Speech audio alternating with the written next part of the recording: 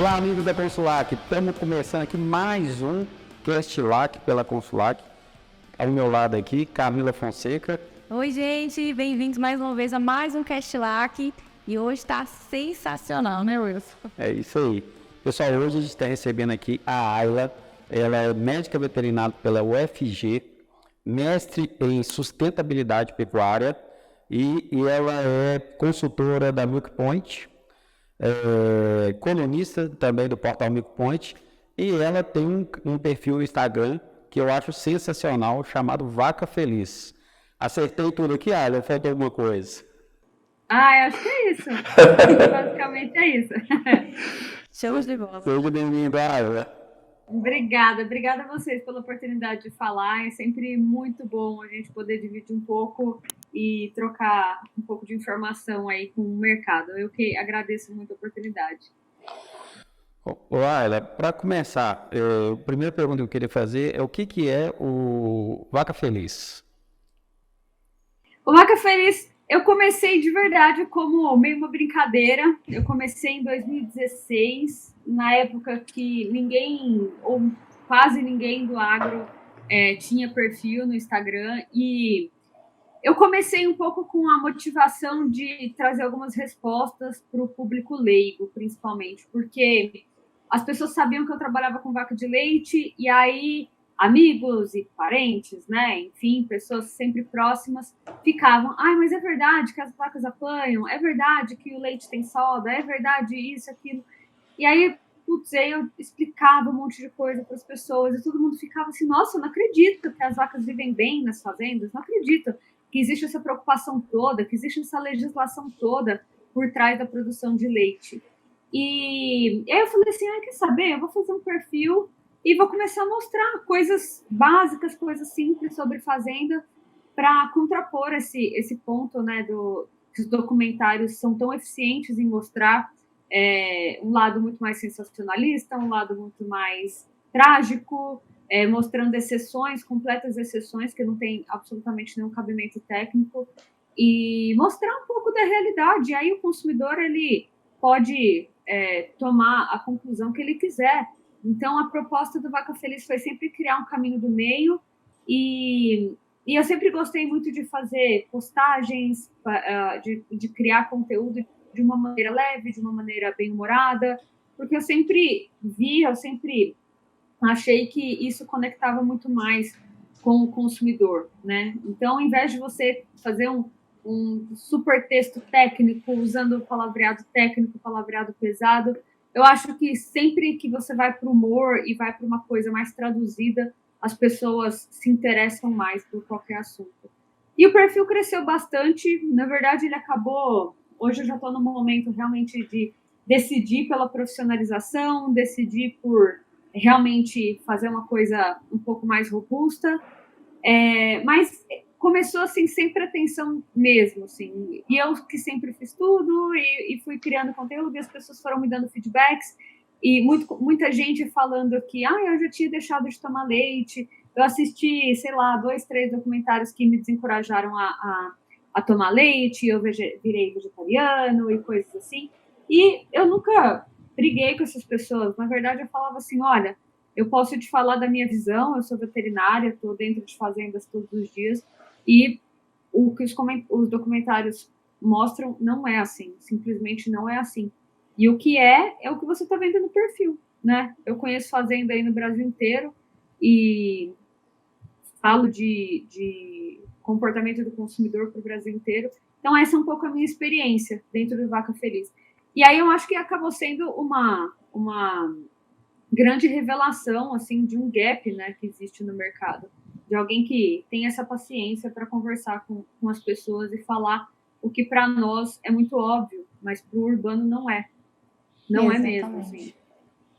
Exatamente. Olha, e qual foi o seu primeiro contato com o agro? Como que você começou a gostar disso? Como que você começou a estudar? Quando que deu o start? Não, é isso aqui que eu quero fazer para minha vida. Eu sou paulista, mas a minha família, eu acho que como a grande maioria dos brasileiros, vem de fazenda, né? Então, meus avós têm uma história de fazenda, mesmo os meus avós por parte de pai, que são imigrantes, meu pai era imigrante, eles já tinham uma ligação muito forte com a terra. Então, nas férias e nas visitas, né, aos meus avós e aos parentes, a gente sempre esteve muito em fazenda. Então, eu sempre tive uma conexão grande com fazenda, com uma vida mais simples, uma coisa menos urbana. Sempre gostei muito disso. E aí, ao longo, assim, né, quando eu já estava mais velha, e aí eu precisava decidir a faculdade e tudo mais, para ser sincero, eu caí na veterinária um pouco de paraquedas, né? Eu acho uma judiação você obrigar uma pessoa com 17 anos, 16, 17 anos a escolher uma profissão sem ela nunca ter trabalhado efetivamente. E confesso que eu caí um pouco de paraquedas. E dentro da faculdade eu experimentei muito. Eu falei assim, bom, eu tenho agora 5 anos para experimentar, para poder perguntar bastante sem ser muito julgada, né? Porque depois que você já está no mercado, você já tem que tomar um pouco mais de cuidado com as perguntas que você faz, com a maneira como você se expõe, porque as pessoas realmente te julgam.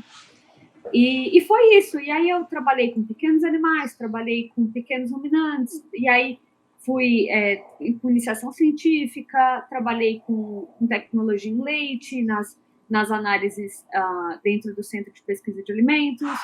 E aí eu comecei a ir para o lado de leite. Eu comecei a meio que ver que ali a gente unia o bem-estar, né, a preocupação com o animal que o pet traz, né, mas também a produção animal, que é algo que é muito interessante, é muito técnico, a longevidade dos animais, que era uma coisa também que me encantava, você estudar muito, você se esforçar muito para que os animais vivam bem e vivam de uma maneira digna, que tenham uma vida boa, né? Então isso me chamou muito a atenção, e aí eu fui fazer monitoria na área de leite, e aí já fiz meu estágio final na área de leite, eu já estava mais nessa área. E aí foi um pouco isso, né? Eu acho que eu costumo dizer muito para os estudantes e para muita gente recém-formada que eu acho que o Instagram mesmo romantiza muito a profissão veterinário, coloca muito assim como uma pessoa que ela é apaixonada por animais 24 horas por dia, mas quem está no trabalho pelo menos há mais de 10 anos, a gente sabe que não é bem assim. A gente tem os nossos altos e baixos, a gente tem os dias que a gente está cansado de pegar a estrada, está cansado de acordar muito cedo. Então, mas a gente aprende também a achar sentido. Então, eu acho que dentro desse trabalho no agro, eu acho que essa bandeira de bem-estar animal, de falar com o consumidor, eu acho que isso me dá muito sentido de continuar nessa estrada, mesmo sabendo que trabalhar no agro geralmente tem um custo pessoal muito grande. Não para, né? Para quem, vou falar para quem está de fora, acha, o que você citou aí, acho que é coisa muito simples. A gente também, a nossa empresa é uma empresa de consultoria em laticínios, e assim, a gente está dentro do chão de fábrica direto, a gente está viajando direto. Semana passada mesmo a gente estava no Amapá, visitamos uma propriedade, a gente está começando lá no Amapá a atividade leiteira, porque lá não tem nada, praticamente nada. Tem um laticínio no estado inteiro e pouquíssimas fazendas. Então, assim, a gente também fica de lá para cá e realmente eu vejo também no Instagram, o pessoal, na verdade, Instagram, todo mundo só posta a vida perfeita, né? E hoje eu acho que a maioria das pessoas pegou isso como um espelho, que o outro já tinha assim, que a grama do vizinho era mais verde, agora com o Instagram, com a rede social, o negócio firmou mais ainda. Sim. Se você mora nos Estados Unidos ou mora no Brasil? Na verdade, eu tô sem moradia. Eu estava nos Estados Unidos, eu fiquei lá um período agora, e aí eu voltei para o Brasil, tem uma semana que eu tô aqui, e voltei muito para sentir, para ver como que as coisas vão acontecer, né? Eu nunca tive, assim, a decisão de me estabelecer nos Estados Unidos, e também voltar também traz seus conflitos, né? Então, eu vim muito para ver como é que as coisas acontecem aqui, pelo menos nesse último mês, nessa transição de chegar aqui, as coisas têm me surpreendido, até positivamente, porque a gente fica um tempo fora, a gente perde um pouco a conexão com algumas coisas, mas estou de volta. Você surpreendeu para melhor ou para pior? acho que é muito assim, por exemplo, de os laticínios estarem se atentando a essas questões, por exemplo, é uma coisa que me surpreendeu muito, de verdade, porque é algo que eu tenho estudado há algum tempo, eu tenho uma convicção muito grande de que esse é o caminho, de que quanto mais a gente entender sobre o consumidor, mais a gente vai acertar, mais a gente vai sair dessa briga por preço. Mas você fica meio na dúvida, né? Porque você fala assim, poxa, eu tô na Califórnia, onde, como é que fala? Existe uma cultura de modernidade muito grande, estou no Vale do Silício e tudo mais. Aí você fala assim, como é que vai ser no Brasil? Né? Como é que vai ser a recepção desses conceitos no Brasil? E as falas, tanto no Interleite, que eu falei o ano passado, quanto no Dare Vision, me deram um termômetro que, assim, o Brasil já acordou. Assim, eu acho que o mercado de laticínios está acordando e a gente vai começar a falar disso mais pesado, a gente vai colocar mais o bicho em cima da mesa para conversar e eu acho que isso foi uma surpresa muito positiva, por exemplo. Entendo. Eu vejo que hoje também no Brasil, o que a gente está muito ligado aos laticínios, né? E igual você falou, é uma briga de preço muito grande. Se as pessoas não se profissionalizarem, preocupar com o bem-estar animal, a pegada de carbono. Ontem a gente fez até um podcast com o pessoal da Integral Certificações. Integral Certificações, que trabalha com certificação de bem-estar animal, dessa pegada de carbono, porque o consumidor está começando, pelo menos aqui, eu acho que está começando a olhar por esse lado. Tanto que abriu o espaço para esses produtos veganos, esses produtos de origem vegetal, que na verdade, do meu ponto de vista de vegetal, não tem nada, tem mais química que vegetal. Vai ter que, eu brinquei ontem, eu falei, vai ter que ter uma certificação 100% planta. Porque se for olhar lá no rótulo de um produto daquele, não tem nada que fala que é química mesmo. Mas vamos pro lado aí do Vaga Feliz. O que você me fala? Eu queria que você comentasse um pouco o que você falou no Dare Vision sobre essa questão, que você já entrou um pouco, mas queria que você fizesse mais sobre isso. Essa questão das guerras de narrativa com relação ao agronegócio. No Brasil, o agronegócio é muito massacrado, né? E, por outro lado, as pessoas ficam refém de alguns influencers, né? Que eu acho que sem ter conhecimento de fato como funciona. Até estava olhando umas postagens suas na rede social, você fala um pouco sobre você falando sobre o bem-estar animal, de como que a vaca é tratada numa fazenda, porque você até citou um exemplo no post, o seguinte, tive um comentário, o pessoal me perguntou se a vaca apanha na hora que ela vai ser ordenhada. E assim, para esses influencers, eu acho que recebe isso de alguma forma de outro lado, sem saber o que é, e passa, e as pessoas que estão vendo têm aquilo como verdade, que a internet passou a ser uma verdade, sem nenhum tipo de filtro. Eu queria que você começasse falando um pouco sobre isso. Sim. Eu acho que, assim, a gente vive um momento em que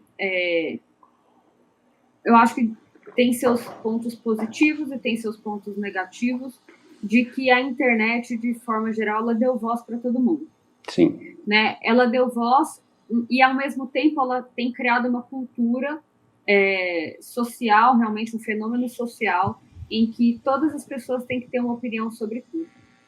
E é muito moderno isso, de você não poder falar que você não tem opinião, que você não sabe falar sobre determinado assunto.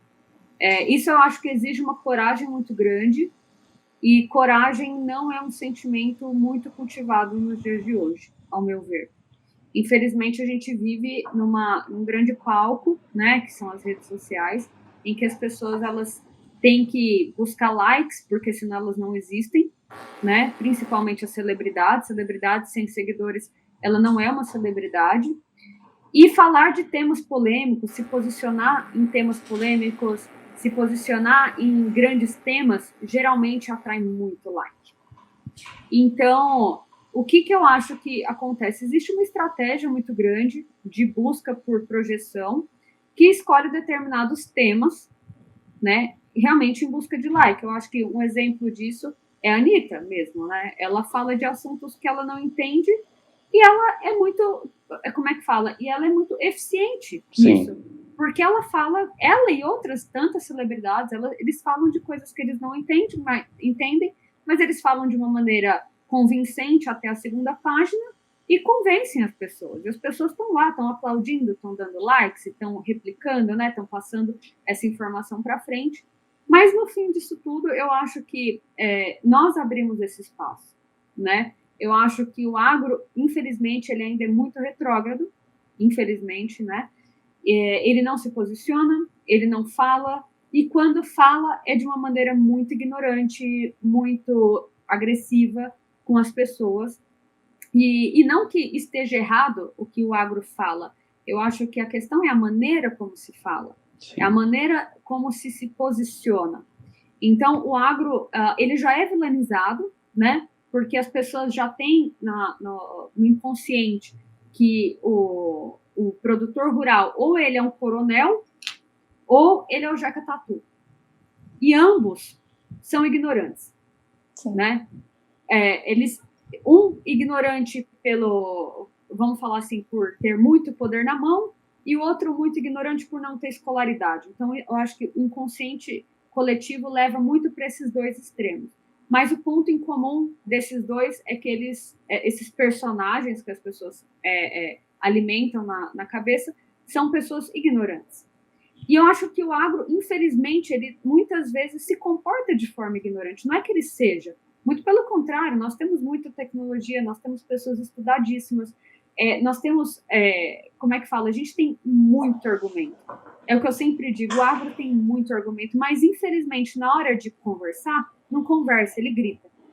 Isso e o grito afasta as pessoas, né? E aí a gente já vem com essa geração mais nova, que é muito mais sensível, que é muito mais emocionalmente um pouco mais frágil. Eles têm vários pontos positivos incríveis, né? Que a gente vai aprender muito com essa geração, eu tenho certeza. Mas, por outro lado, são crianças, são jovens que têm uma fragilidade maior na escuta. Então, se você fala um pouquinho mais firme, é uma turminha que não aguenta. Ela vai se afastar de você. Naturalmente, pela idade e pela cultura que vem. E isso é natural, as gerações são diferentes, né, entre si. O que eu gosto muito de deixar claro é que não é que uma geração é raiz, ela é A ou B, é boa ou ruim, é melhor do que uma ou outra. São apenas diferentes gerações. Com as suas fortalezas, por exemplo, essa turminha mais nova foi extremamente eficiente na comunicação. Você vê pelos youtubers. Sim. Você tem youtubers que têm canais em plataformas gratuitas, os caras nunca despenderam de nada para montar uma grande empresa, eles simplesmente tiraram vantagem de uma plataforma digital, coisa que a minha geração, por exemplo, apanha pra caramba.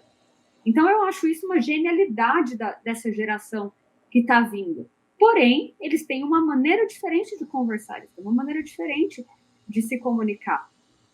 E, junta a isso, a gente tem um pano de fundo de um momento que a gente vive em que todas as pessoas têm voz. Então, eles têm muito mais voz, é isso que eu quero dizer, eles têm muito mais voz do que a gente, mas simplesmente porque nós, muitas vezes, somos passivos. A gente se perde tanto nessa rotina de viagem, de começar a trabalhar em fazenda desde cedo, assim, de horário, né? A gente começa 4 horas da manhã, e aí você vai ao longo do dia, dirige, e essa rotina extenuante, a gente não se posiciona. Aí, quando a gente vai conversar com esse consumidor, a gente não sabe conversar com ele. E aí, as narrativas contrapostas vão tomando mais espaço. Então, infelizmente, a gente está colhendo os frutos do nosso silêncio. O que, por exemplo, nos Estados Unidos, acontece da mesma maneira, e talvez de maneira mais forte, porém, o agro lá se posiciona de uma maneira mais proativa, né? Então, antes das pessoas falarem alguma coisa, muitas vezes o agro responde antes. Quando existe a desconfiança de que as vacas talvez não estejam felizes, lá na caixinha do leite já tem a certificação. Então, você não deixa nem aquela dúvida se enraizar na cabeça do consumidor. Você já deu uma resposta proativamente antes. Isso faz uma diferença brutal. Isso faz uma diferença Lá brutal no quando a gente está falando de mercado. Lá no caso, você está falando que nem começa a narrativa, então, no caso, ela já é eliminada logo do início. Não, o que eu quero dizer é que nos Estados Unidos, todas as conversas, as pautas que a gente tem hoje, ecológicas, as pautas de consumo, as pautas sobre capitalismo, todos os assuntos, pautas de gênero, todas as de racismo, por exemplo, todas as pautas lá, elas são muito mais fortes, elas são muito mais agressivas, vamos dizer assim. A conversa lá é muito mais, ressoa muito mais. Tudo. Então, só que o agro lá já está preparado para isso. Então, se houver qualquer artista que fale que uma vaca apanha, vai detonar o consumo de leite, porque lá eles realmente sabotam muito. E é o que o brasileiro está começando a aprender aqui. Isso aí era minha. E assim, justamente a minha próxima pergunta. Desse comparativo de reações, como é a reação do agro nos Estados Unidos em comparação com a reação do agro aqui no Brasil? E se você acha que já está tendo essa mudança, né, do pessoal começando a querer saber e não só ouvir o que fulano falou, acho que está muito no início, mas eu ainda acho que é uma esperança que está nascendo. E um ponto que a gente vê aqui também, que eu queria ver a sua opinião, é sobre a transição de poder nos negócios do agro, das fazendas, está passando para o filho, que é um cara mais novo, que é um cara que está mais na internet. Se você acha que essa transição também é um bom caminho para esse pessoal jovem entrar e realmente mudar um pouco a narrativa, mudar a forma de explicar. Você acha que é um caminho também? E como que isso acontece aí nos Estados Unidos, né, no tempo que você ficou lá? Nos Estados Unidos, o que eu noto muito é que a narrativa ela é mais unida do lado do agro, né? Então, você tem os laticínios mais unidos, eles se unem mais em associações, eles são muito mais fortes no lobby, eles são muito mais fortes na comunicação. Então, quando eles falam, a voz deles se torna muito maior. Não é um laticínio fazendo uma campanha qualquer. Não, os laticínios se unem e geralmente eles têm campanhas mais massivas. E eu acho que isso traz um peso muito grande de profissionalismo, de coesão na narrativa e não deixa esse tipo de barulho crescer muito. Entende? É muito você dar uma resposta profissional, porque, obviamente, quem são os profissionais somos nós. E muitas vezes a gente deixa que blogueiras, que pessoas que não são profissionais, que não têm o mínimo preparo para discutir qualquer coisa dessa, ganhem muito espaço. Então, o que eu acho assim, é que as discussões lá são mais preparadas, e mais preparadas como grupo. Os laticínios são mais unidos, as empresas se tornam mais fortes por isso. Porque aí a narrativa se torna uma só. Os slogans, os jargões, as certificações, elas vêm de forma massiva. E isso cala muito essa conversa. Porque aí fica aquela coisa, aquele blogueirinho lá, ele se torna um pouco exceção. Então você acaba diminuindo muito bem isso. E aí hoje a gente tem o problema do pessoal do agro não tá tão no digital quanto as pessoas que falam mal do agro, né? Que é um problema grande também. Eu queria ir um pouco para o lado da indústria agora. Você citou aí sobre o posicionamento da indústria nos Estados Unidos, mas você chegou agora no Brasil e começou a ver um pouco aí do mercado nacional. O que você acha, na sua opinião, o que precisa ser feito para posicionamento dessas indústrias perante isso tudo que a gente está falando aqui? Uhum. Eu acho que eu tinha esquecido até de responder essa parte da questão da sucessão familiar, que eu acho sim que isso sendo um bom processo, eu acho que isso é uma grande esperança, com certeza, porque eu acho que todo tipo de renovação é muito bem-vinda, né? E eu acho que isso, em relação aos laticínios, também vai ser uma verdade. Os laticínios precisam entender que a população que tinha ligação com o agro envelheceu. Então, essas gerações mais recentes, elas absolutamente não têm mais ligação, elas não passam mais férias em fazenda, elas não vão para a fazenda descansar, passar um feriado. Elas não têm ligação. Então, o laticínio, o caminho, eu acho que é os laticínios, enquanto sociedade, né, enquanto grupo de empresas reunidas, precisa entender isso. E aí o caminho para isso é profissionalização desse trabalho. Tá? Não adianta a gente continuar vendendo leite lá sem nenhum apelo de rótulo, sem nenhum apelo comercial, simplesmente brigando no mercado por preço. Porque, assim, a gente vai sempre ficar brigando por um mercado que já é conquistado. Só que esse mercado que já é conquistado está envelhecendo. Então, está vindo uma nova geração de consumidores que já estão tomando decisões de compra que não se importam simplesmente com o preço. Eles estão preocupados... claro, o preço é um fator importante, mas eles estão preocupados com outros tipos de apelo dentro do leite. Até porque eles não acham que o leite é tão essencial quanto a minha geração e a geração da minha mãe, do meu pai, achavam que era. Então, é uma geração que muda de produto de uma forma muito mais fácil. E se a gente não falar com essa geração que o leite é essencial, é um produto essencial, que tem proteína, que é uma proteína de alto valor, que tem cálcio, eles não vão saber. Isso pode ser óbvio para quem fez um curso de biológicas, mas é absolutamente não óbvio para um jovem de 20 anos que fez uma administração de empresas da vida, ou que não tem uma formação superior. Eu acho que esse é o grande ponto que os laticínios precisam urgentemente tomar providência, é entender que o leite, hoje, ele é um produto essencial, mas a tendência é que ele vá perder essa força como produto essencial. Né? Porque existe uma narrativa dizendo que o leite não é tão necessário assim. O leite é para bezerro. E vão surgindo outras bebidas, vão surgindo outros alimentos que vão tomando esse espaço. E é um processo muito silencioso. Esse que é o grande perigo, porque nosso mercado ele tem altos e baixos de consumo, altos e baixos de preço, mas a gente precisa olhar isso muito a fundo e entender que não é simplesmente preço, não é simplesmente época do ano.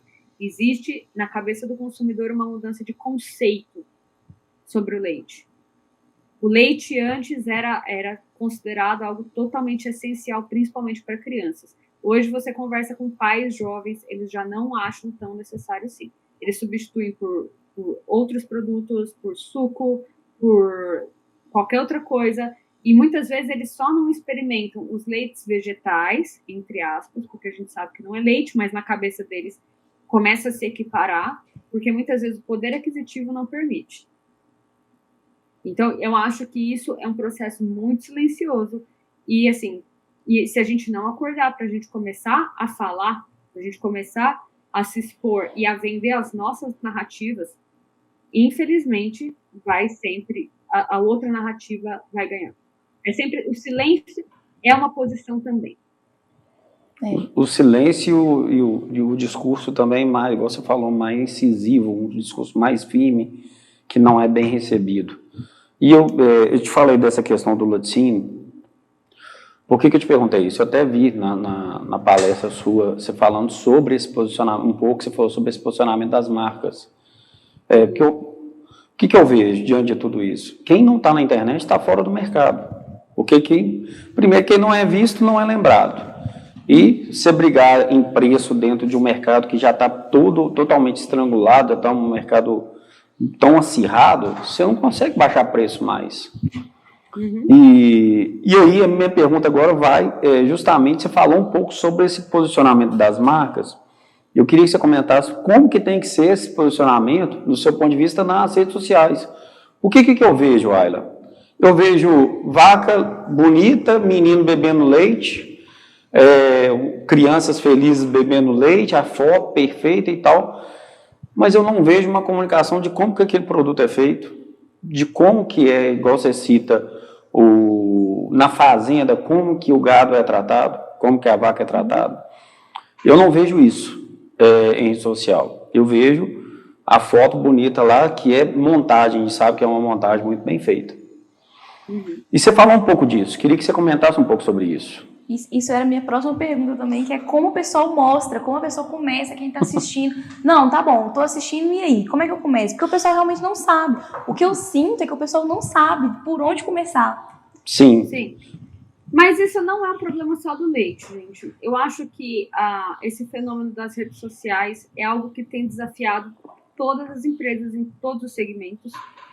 Eu tenho certeza que uma Amazon da vida, que um Netflix da vida, essas empresas estão discutindo exatamente as mesmas coisas que nós hoje. Eu acho que nós só estamos um passo atrás porque as pessoas ainda não acordaram, né, que a gente precisa conversar com o consumidor. Mas quem acordou também se pergunta, ok, e agora? E estudando essa questão de experiência do consumidor, de sucesso do consumidor, o que eu noto? Que, na verdade, a gente pergunta muito pouco para o consumidor. O que a gente faz enquanto marketing, muitas vezes? A gente vai por tentativa.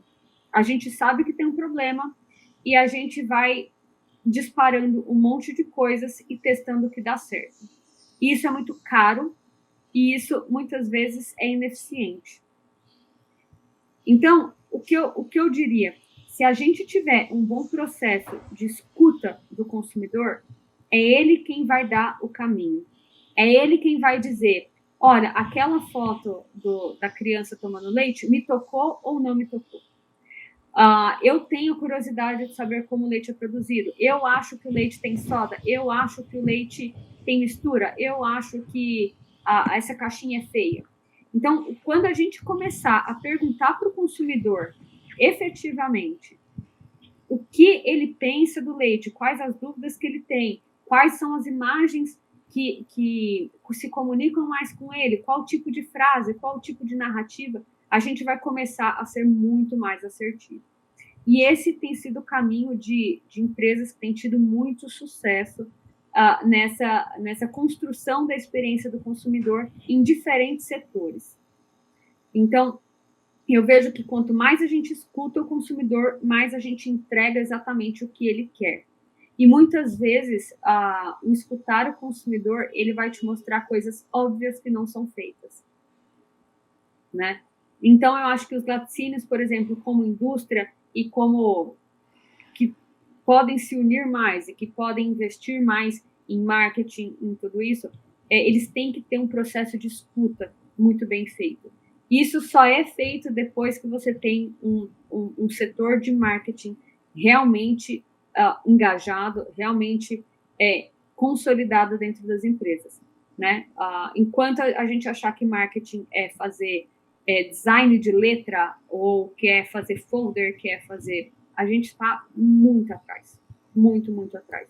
O marketing, ele tem que estar entremeado em todas as áreas do laticínio, todas as áreas. É um setor que tem que entender como o leite desde lá, como o leite é coletado, todo o processo que ele passa dentro da indústria e como o consumidor percebe tudo isso, porque o marketing é a ponte entre o que a indústria entrega e o que o consumidor percebe. Não quer dizer que o laticínio é bom, que o consumidor conclui que ele é bom. Infelizmente. O julgamento do consumidor ele acontece em segundos e ele pode ser muito injusto com qualquer marca. Eu vou dar um exemplo, por exemplo, de ontem. Eu estava numa loja e aí eu fui procurar shampoo e condicionador. E aí minha mãe me escuta falar de leite, de agro, de veganismo, há anos, né? E aí minha mãe tava lá na prateleira olhando shampoo e condicionador vegano.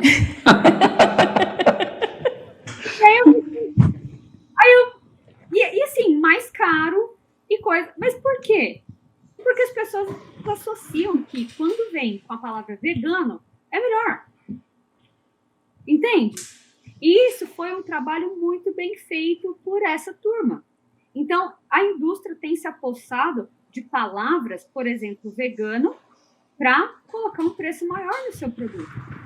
E eu acho que os laticínios precisam saber quais são as nossas palavras, quais são as nossas imagens, quais são as nossas narrativas, quais são as nossas certificações, quais são os nossos slogans que vão falar bem com o consumidor e que o consumidor vai olhar na prateleira e vai falar assim, esse aqui é um produto diferente.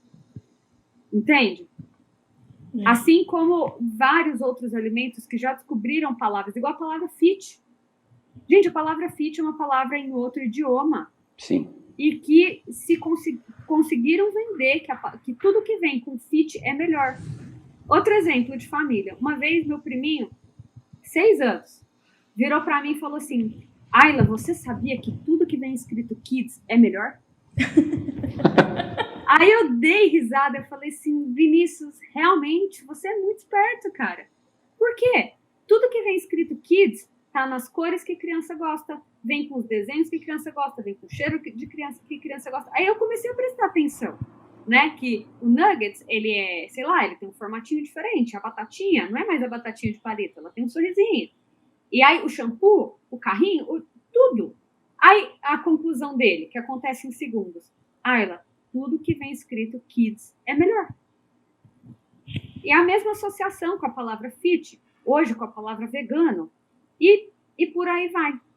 Então, o consumidor, às vezes ele não vai sentar para escutar uma palestra sobre que produtos veganos, isso, não. Ele vai escutar slogans das pessoas batendo. E a gente só consegue criar slogans, jargões, se a gente se unir. Se cada um falar um jargão, não pega. Não pega. Agora, se a indústria como um todo se une mais e entra num consenso sobre narrativa de como vender e de vamos escutar mais essa turma, vamos usar todo mundo as mesmas palavras, vamos todo mundo buscar certificações e buscar o que o consumidor falar para a gente que é importante, aí sim a gente ganha ressonância. E o consumidor hoje, ele realmente está interessado em saber. O seu perfil mesmo são 11 mil seguidores, e eu tenho certeza que muita gente aborda fazendo perguntas, questionamentos. Você já recebeu alguma pergunta desse tipo? Tipo, Ayla, olha, e aí? Tô parando de tomar, quero parar. Você recebe muito isso? É uma explicação que você tem que dar de forma recorrente? Como que o pessoal te aborda no perfil? Muito. É muito do trabalho que eu faço com os directs, né? As pessoas me mandam muita coisa assim, muitas histórias de que deixaram de tomar e estão voltando a tomar leite agora, de que eu sinto muita falta, mas eu tenho muita dó. Nossa, briga em comentário, assim, eu sou a rainha das brigas de comentário, porque o pessoal, os nutricionistas colocam... Já reparei! Né? Não, e aí eu não consigo ter paz, né? Porque as pessoas me marcam, olha lá, olha os bobeiros que eles estão falando. Aí eu falo assim, vamos lá, vamos brigar juntos, né? Eu já criei argumento para vocês. Não precisa ficar chamando a tia toda vez que vocês virem uma briga, né? Mas é muito isso, é muito trabalho. E assim, uma coisa que, por exemplo, quantas vezes algum laticínio se aproximou para falar assim, vamos bombar o Vaca Feliz? Vamos profissionalizar isso? Eu não ganho R$1 com Vaca Feliz e não tenho intenção de ganhar, sabe? Mas sabe quantos laticínios? Nenhum. 0. Porque o pessoal está mais preocupado em brigar entre si, Ayla. Brigar entre si. Sim. Eu participo de algum... É meio que um trabalho que eu faço de graça, muito mais por consciência própria, por, sabe, pelas convicções que eu tenho. E assim, obviamente, agora trabalho trabalhava diretamente com fazenda e tenho trabalhado muito mais agora nessa parte conceitual da coisa, mas é o que eu falo, as pessoas ainda ficam nessa briga por preço, e importar leite, não importar leite, sabe, é R$1 mais caro na prateleira, é menos R$1, e aí, assim, realmente aumentar a demanda e falar com esse consumidor, de verdade, assim, é muito engraçado, ninguém nunca falou nada. Eu acho que até a gente precisa se unir, viu, Ayla? Porque o que você pensa com o seu perfil Vaca Feliz é justamente o que a gente pensa também. E é o que a gente tenta implantar toda vez, a nossa missão é essa aí. É a nossa missão para lidar com as pessoas, é a nossa missão para lidar com as indústrias. E assim, o pessoal está preocupado em brigar entre si, igual eu estava falando. Então, assim, eu participo de alguns grupos, de algumas reuniões, e o pessoal tem medo de falar, por exemplo, o preço do leite que ele está pagando, o preço que ele está vendendo o queijo. Falei, gente, só para você ter uma ideia, enquanto o mercado consumidor, o mercado de atacados, né, as grandes redes, eles estão unidos na compra. Tá, a indústria pulverizada na venda, perdendo dinheiro, e o atacado concentrado na compra. Quem está perdendo? E um preocupado com o outro. Quanto que o outro está pagando leite, quanto que o outro está vendendo produto, qual é a formulação dele.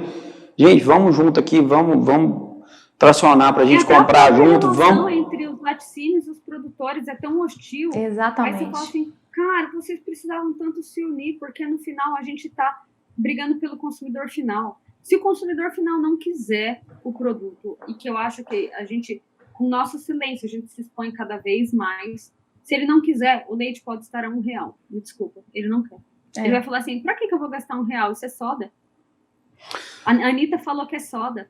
Sei lá, a celebridade X ou Y falou que quem precisa de leite é bezerro. E sem falar que a forma que é colocado, por exemplo, você citou esse caso da soda. Eu tive alguns questionamentos na época dessa questão da soda. Eu tive um questionamento na época, assim, se dentro da caixinha tinha soda de fato. Falei, gente... As pessoas têm frente quando você conversa com a pessoa. Não, gente, Wilson, eu tive que explicar. Você não sabe para quantas pessoas eu expliquei na Califórnia que o leite vem da vaca. Nossa! Mas como assim? Nossa, não. A pessoa não sabe sério? que o leite vem da vaca. Mas o leite viria de onde? Da caixinha, vem da caixinha. Então, mas assim, gente, de verdade, as pessoas não fazem ideia. E não é assim, conversei com um adolescente de 12 anos, não. Não, pai de família, 30 anos nas costas. Aí fala, com o que você mexe? Não, com vaca de leite, com leite, mercado de laticínios e tal. Mas vaca de leite? Vaca de leite, que produz leite. O leite da caixinha? É o leite da caixinha. Mas não é feito na indústria, eles misturam um monte de coisa. Não, é feito de um animal, um mamífero. Aí a pessoa... Nossa. E de verdade, me olha com espanto. Aí você olha assim, você fala assim, meu Deus, como é que a gente vive numa bolha? A gente vive muito numa bolha. E é desesperador. E assim, infelizmente, o agro, ele se relaciona muito com o agro. As pessoas só têm amigos dentro do agro. As pessoas se casam com pessoas do agro. E só tem pessoas do agro na sua rede social. E ficam nessa grande bolha. E aí, quando alguém fala assim, nossa, o leite vem da vaca, a pessoa fala, não, mas capaz, você é burro, né? É burro. Você é Nutella demais. Não, gente, não chama a pessoa de Nutella, sabe? Explica, tenha paciência de explicar que sim, o leite veio da vaca. Porque é ele que está ficando leite, entendeu? Você tá falando uma verdade tão grande. Não, eu fico brincando aqui. Eu fico brincando o seguinte. Eu falo, gente, se minha esposa separar de mim, eu vou ter que me casar com a filha de produtor ou a filha de um dono do laticínio. Vou ter que me relacionar com ela. Se eu for numa balada, começar a conversar com um menino, falar assim, você é filho de produtor ou você mexe com leite? Você mexe com... Não, então acho que vamos parar por aqui que eu não tenho assunto para tratar com você. A gente tem isso culturalmente muito arraigado, né, dentro do agro, que a gente se relaciona muito com pessoas do agro, a gente fala muito sobre isso. E a gente esquece, e eu acho que não é um erro, não é que tem que ser diferente, não, mas é simplesmente lembrar que a gente vive dentro de uma bolha. E a gente fica brigando dentro da bolha. E aí tem essa outra, como é que fala? Esse lado externo dessa bolha tá crescendo, tá nascendo criança. E assim, é igual quando eu realizei que as pessoas de 2002 estão com 20 anos, gente. Isso é uma loucura. Sabe? É meio idiota, é um comentário meio tiozão, assim, sabe? Meio tiazona.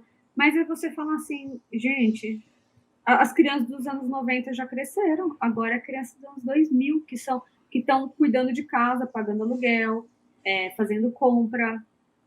E aí? Essa turma nunca viu uma vaca. E a turma de 2010, menos ainda. E de 2020, menos ainda. E assim, infelizmente. Né? Eu acho que uma coisa, por exemplo, que nos Estados Unidos eles fazem, e eu acho um exemplo muito legal, porque, claro, é a mesma dificuldade que nós temos com as gerações, é que as fazendas lá são muito abertas à visita.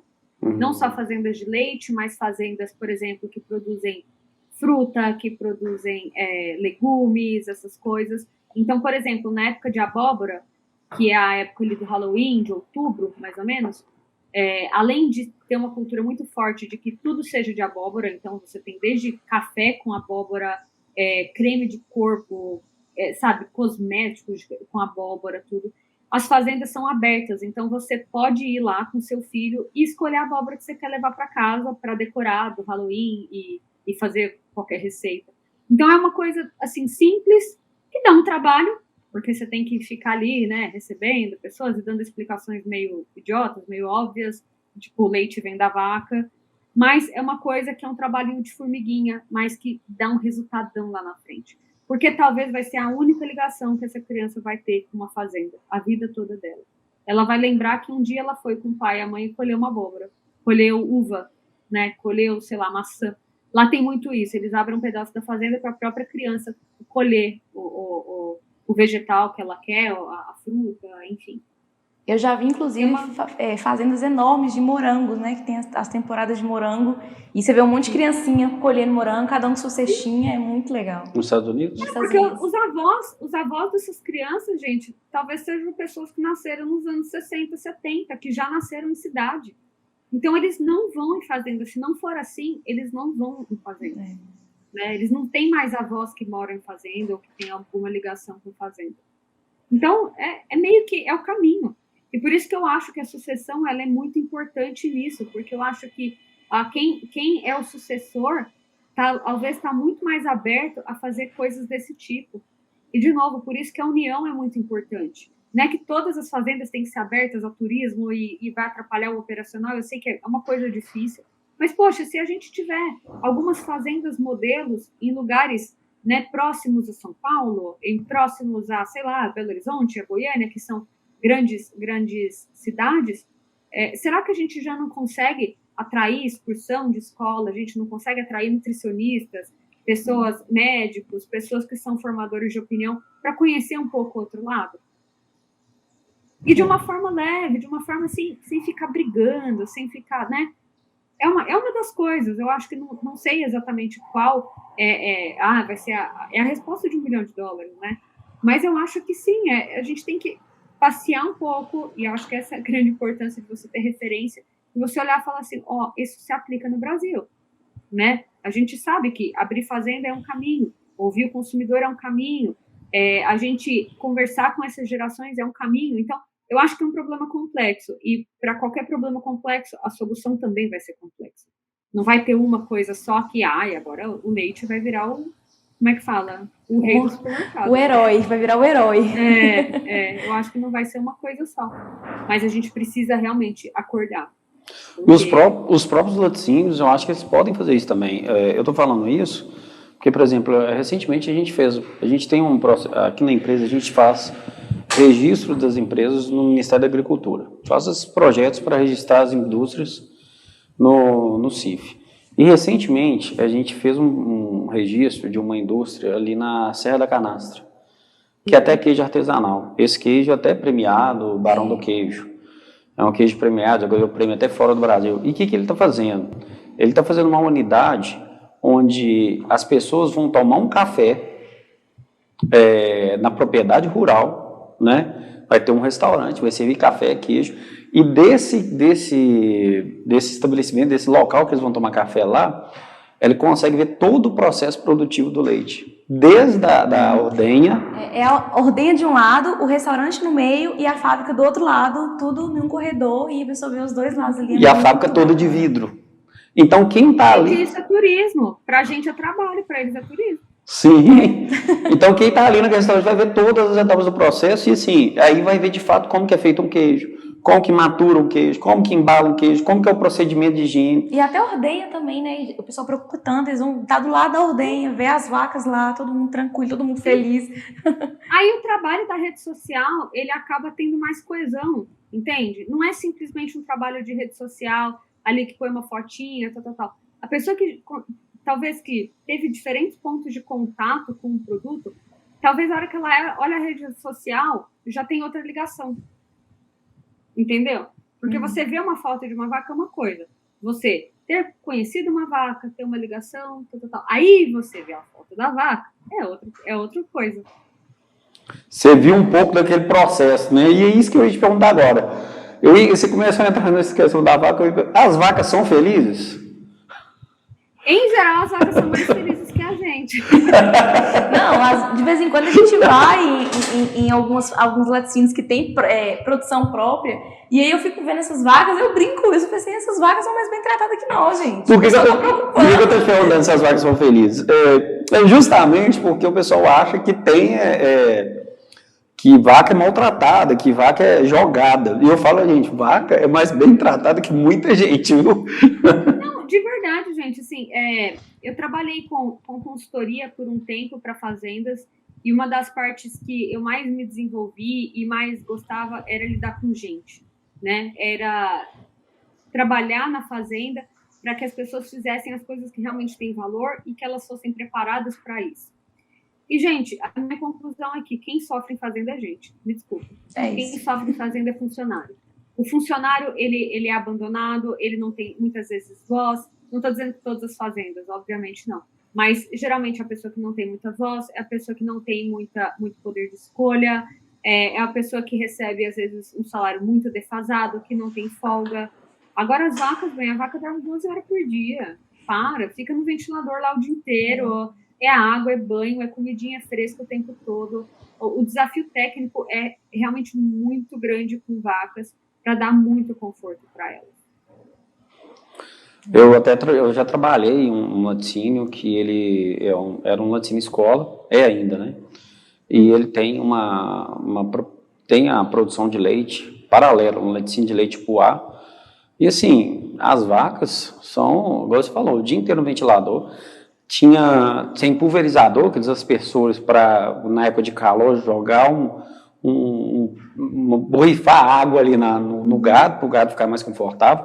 E nesse caso, até música, eles colocavam uma música bem baixinha, bem tranquilizante, para a vaca ficar mais tranquila. E assim, impressionante que elas mesmas entravam na ordenha, quando dava vontade de ser ordenhada, pelo sistema todo mecanizado, e depois ia lá para a baia, tinha a cama de areia. E às vezes o funcionário com crise de ansiedade, mas a vaca não. Sim, exatamente isso. Ayla, eu acho que a gente pode falar um pouquinho mais sobre as redes sociais. O pessoal começa pelo Instagram, faz vídeo para YouTube, que mexe com Twitter, porque o pessoal tem que começar... Eu acho, na minha opinião, né? O Instagram é a porta de entrada, né? É o primeiro passo. Eu acho que como profissionalizar isso, sabe? Eu acho que um mercado tão desunido, igual a gente está comentando, eu até me dispus, a um certo ponto, com os laticínios que eu tenho contato, da gente se unir por uma causa em comum, sabe? E eu até te convido, diante disso tudo que a gente está falando, porque o seu propósito é o nosso propósito, é que até dentro desse podcast a gente se unir para fazer esse negócio girar. Porque o que eu vejo? Olha, eu vejo o pessoal também totalmente perdido com relação... Você falou uma coisa importante aí, por exemplo, o dono do laticínio, vou citar o da Iron Vision mesmo, que foi onde a gente teve o primeiro contato. Quem estava lá é um pessoal mais das antigas do laticínio. E tudo vinha se comportando, tanto como todo congresso que a gente vai. Sim. Né? O pessoal lá, todo mundo social, com conversas formais e tal. Aí veio a sua palestra, que eu acho que deu um choque de realidade em muita gente que estava lá. Para mim, assim, na hora que você começou a falar, no final da sua palestra, o choque foi imenso. Falei, gente, nós não estamos olhando para isso. Está todo mundo brigando, está todo mundo aqui procurando saber qual que é a nova formulação que se vai aumentar o rendimento de queijo, e ninguém está olhando para o consumo, o que esse consumidor quer. E uma outra questão, depois disso que entrou lá, que eu estou citando do Daron Viso, foi 2 meninos. Da Mais Mu.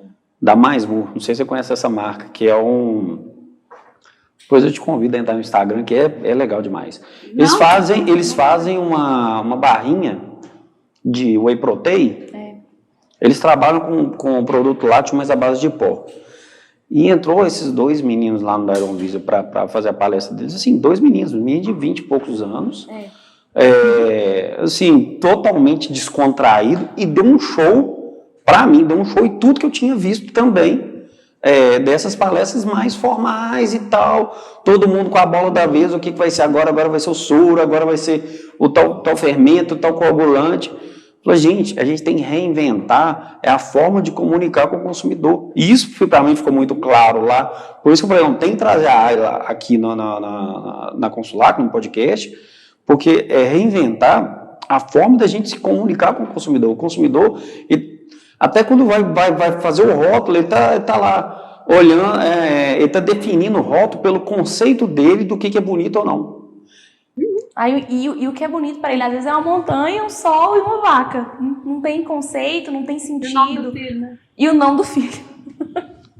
E o nome do filho, e uma fotinha de uma vaquinha, que alguns produtos nem pode ter mais. E assim, é um conceito deles, e não tem estudo nenhum em cima de marca, em cima de cores, em cima do que o consumidor espera, porque o consumidor compra com os olhos. E assim,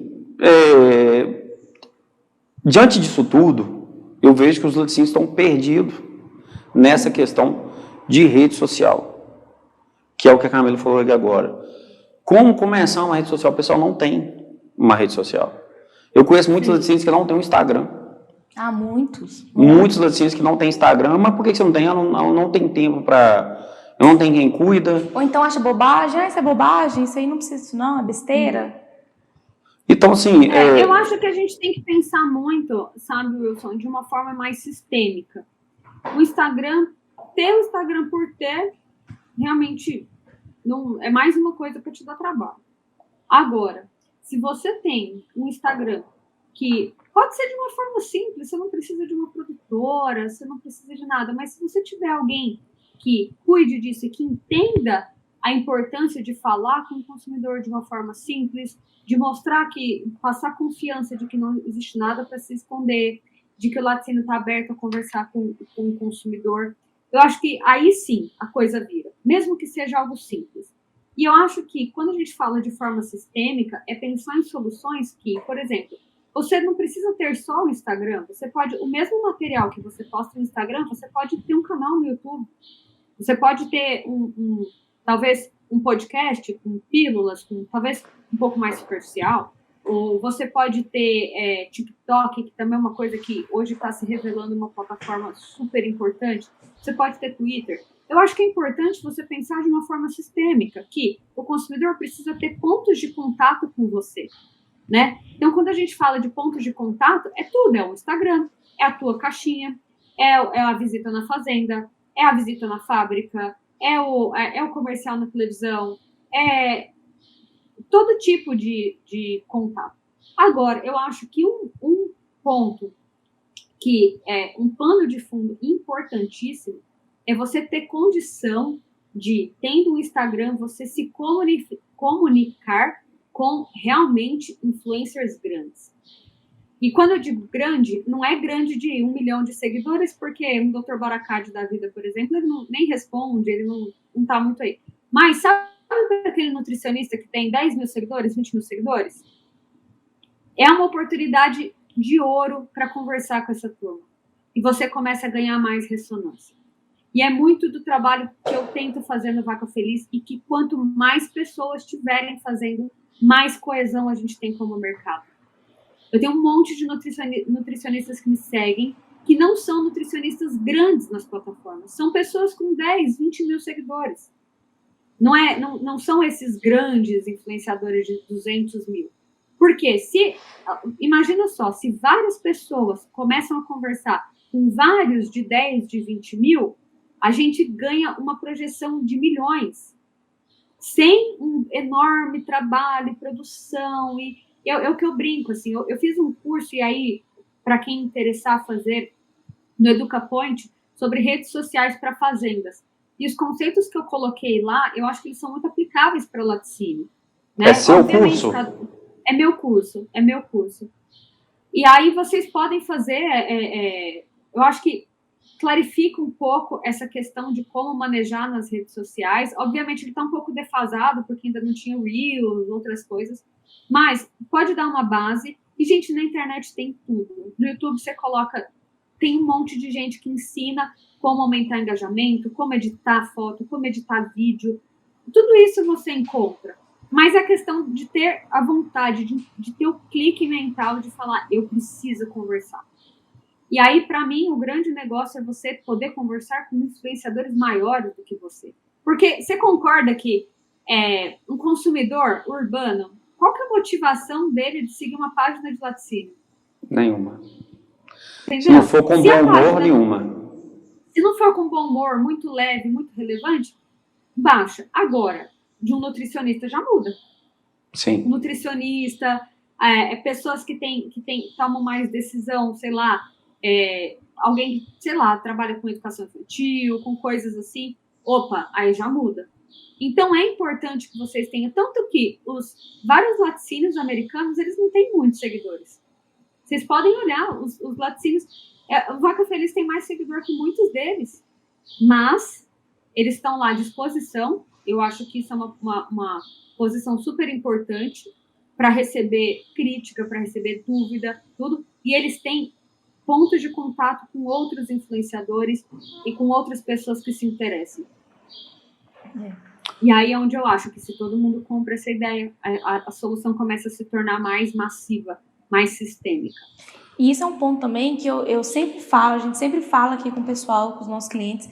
Gente, se tem 1.000 seguidores, e se fossem 1.000 clientes fiéis comprando a sua marca, falando da sua marca, o quão grande isso se torna? 1.000 fala para mais 1.000, que fala para mais 1.000. Então, Exato. Assim, o pessoal do Beba Mais Leite fez muito isso. Eu não sei se eles estão fazendo agora, por exemplo, mas eles faziam muito esse meio de campo de levar, por exemplo, excursão de mães para conhecer fazendas.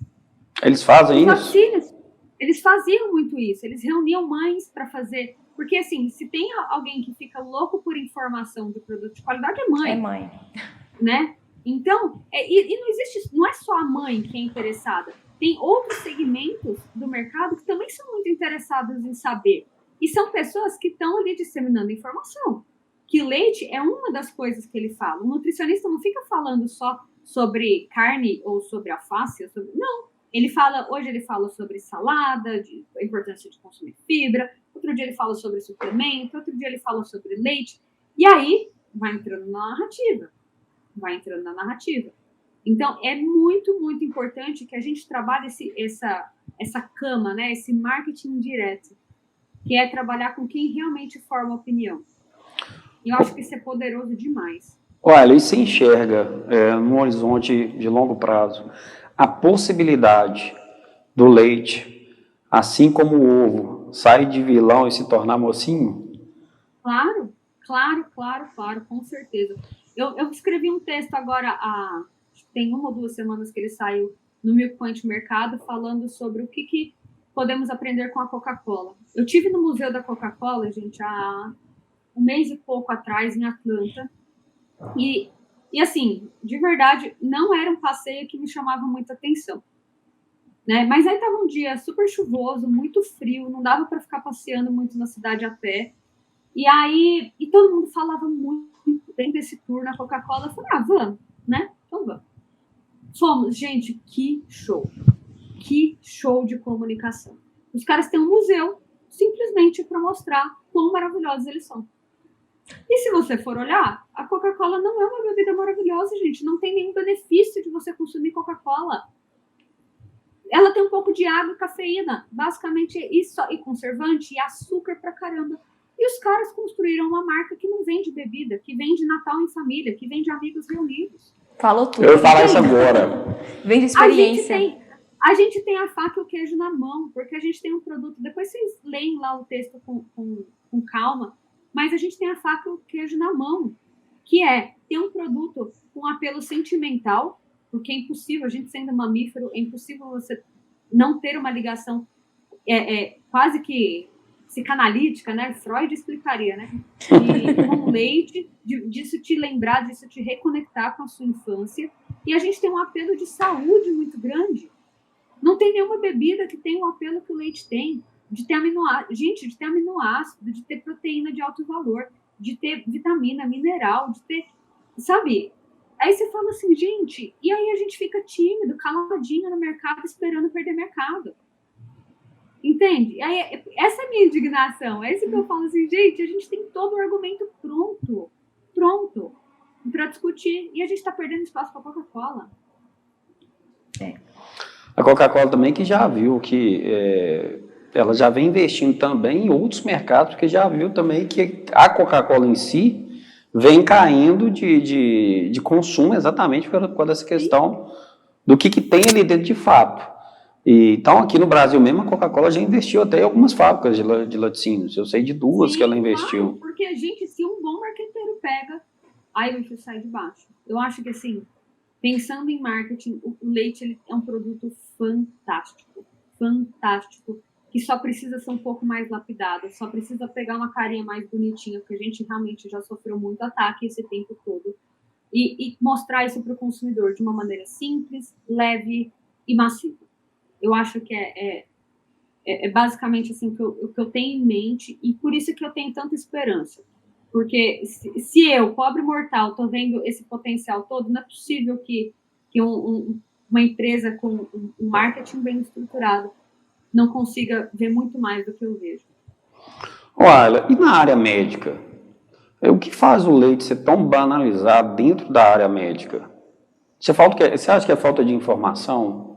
Você acha que é as guerras de narrativa? Acho que é a guerra de informação, assim como os médicos disseminam até hoje que o frango tem hormônio. Eu acho que é um grandíssimo exemplo de silêncio que chegou onde chegou. Hoje você pergunta para as pessoas, frango tem hormônio? Tem. Nossa, tem muito hormônio. Mas fala, então, como que é? Eles aplicam uma injeçãozinha em cada pintinho? Como é que é? Põe uma no bíceps, uma no tríceps, uma no peito do pintinho? Como é que é isso? Ninguém tem resposta. Médico nenhum tem resposta. Mas se dissemina. Então, eu acho que assim, frango no hormônio é um grandíssimo exemplo de como a classe médica e a classe de saúde em geral compra algumas ideias e dissemina gratuitamente. Porque eles não vão atrás. Porque se você for atrás de informação de hormônio para frango, você simplesmente não acha, porque não existe. É um mito, né? E o leite, ele, como é que fala? A gente tá escorregando na mesma casca de banana. Na mesma casca de banana. E aí, infelizmente, gente, assim, querendo ou não, médico é uma classe que está muito, vamos falar assim, no topo, né, do mercado. É uma classe que é muito valorizada, que ganha muito bem, que estudam realmente muitos assuntos.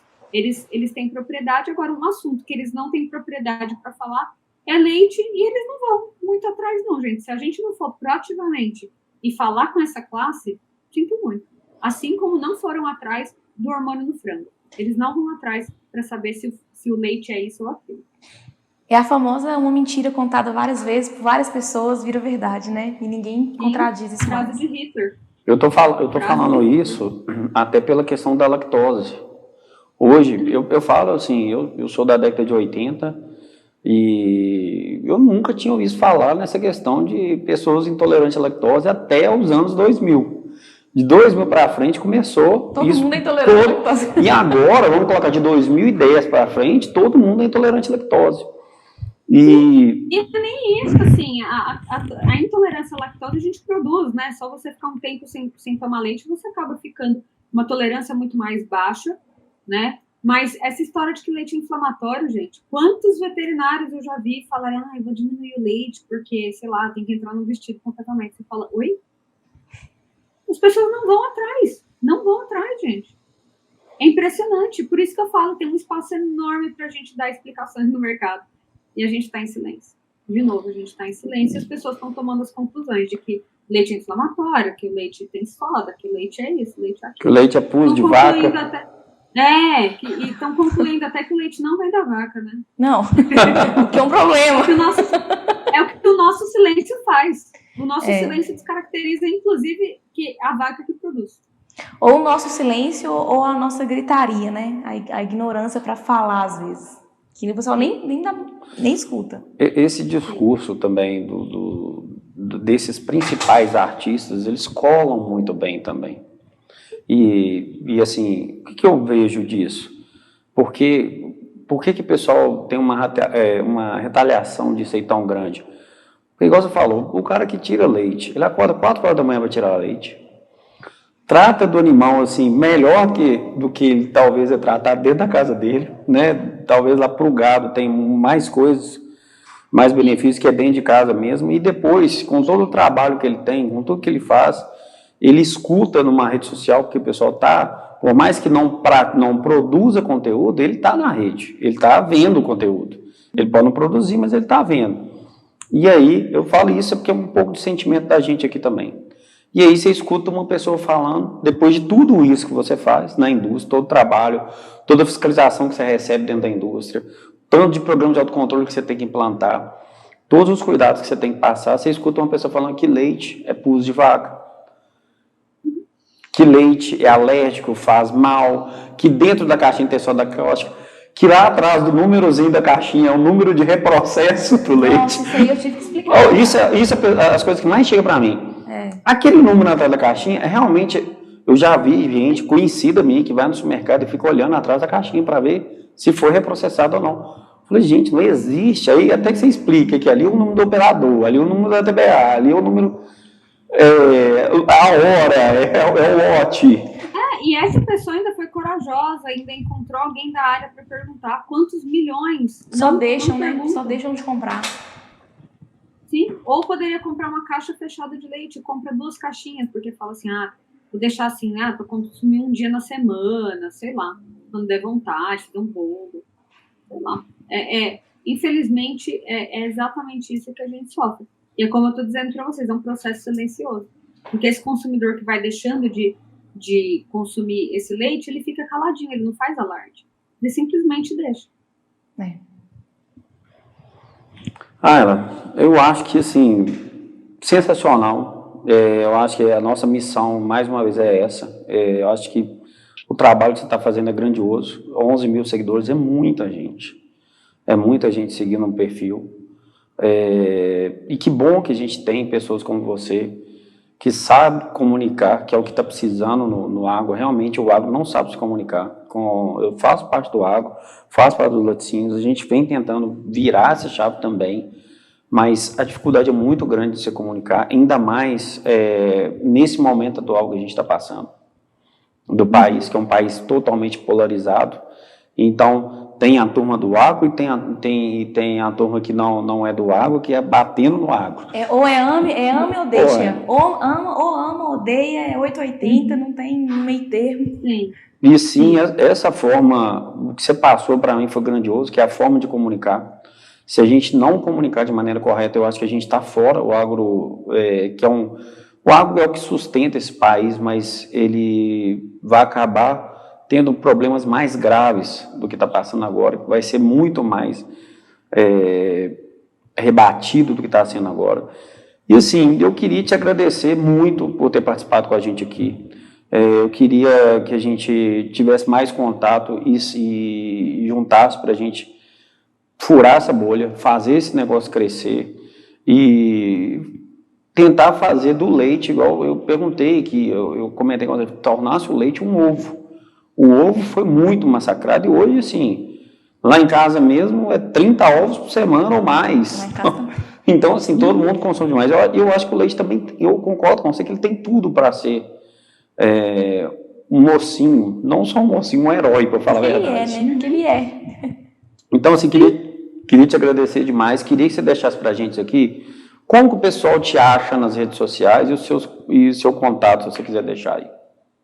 Tá bom. Não, claro, eu que agradeço a oportunidade, eu acho que a gente precisa cada vez mais falar sobre isso, e eu acho que de forma muito aberta. Me desculpa se às vezes eu falo meio... Não. Eu sou sincerona demais. É assim que a gente gosta. Eu gosto muito disso. Eu acho que não tem outro caminho. Se a gente realmente não deixar essa mania de ser muito político, de veja bem, não sei o que, a gente não vai sair muito do lugar. Eu acho que realmente a gente tem que olhar e tem que pegar os bons exemplos do ovo. Eu acho que das outras bebidas que têm muito menos apelo e que chegam muito mais longe, né? Eu acho que a gente precisa ter essa humildade de falar assim, peraí, a gente não sabe muito bem como fazer, mas vamos começar uma coisa, vamos estruturar, vamos começar a entender, vamos nos unir, vamos começar, sabe, baixar um pouco a guarda e não ficar batendo tanto no peito, dizer, peraí, a gente tem dúvidas, mas a gente vai atrás dessas dúvidas, a gente vai discutir essas dúvidas, a gente vai viajar, a gente vai ter referência, a gente vai prestar atenção para ver se a gente encontra algumas respostas. Né? Eu acho que esse é o caminho Muito obrigada pela oportunidade de estar aqui conversando com vocês. Meus contatos, né, o perfil é o Vaca Feliz Oficial, então vocês podem me acessar lá. Ali tem o meu contato, mas o meu e-mail é aila.fernandes@gmail.com e meu telefone é 62 99949 5588. Então, quem quiser me acessar aí de alguma maneira, fique à vontade. Vocês têm canal aberto para a gente trocar ideia, para tirar dúvidas, para a gente pensar em coisas juntos e estou à disposição. Show de bola. Ayla, para finalizar aqui, se você tivesse um canal direto com todos os proprietários de laticínios aqui, te escutando, qual seria a mensagem que você deixaria para esse público, que é o público forte nosso aqui, das nossas redes sociais? Eu acho que, assim, é hora de respirar e eu acho que é hora de olhar para trás e agradecer tudo o que foi feito, porque é o que nos trouxe até aqui, né? Eu acho que não tem nada de errado com o que foi feito no passado. Só que a gente está em 2023 e a gente precisa continuar seguindo para frente. E as coisas estão mudando. Então, eu diria que é hora de respirar fundo e começar a repensar nas coisas para frente. Repensar as coisas com mais modernidade e deixar essa ranzinice que eu acho que a gente vai, infelizmente, a gente vai adquirindo quando a gente envelhece, seja como indivíduo, seja como empresa.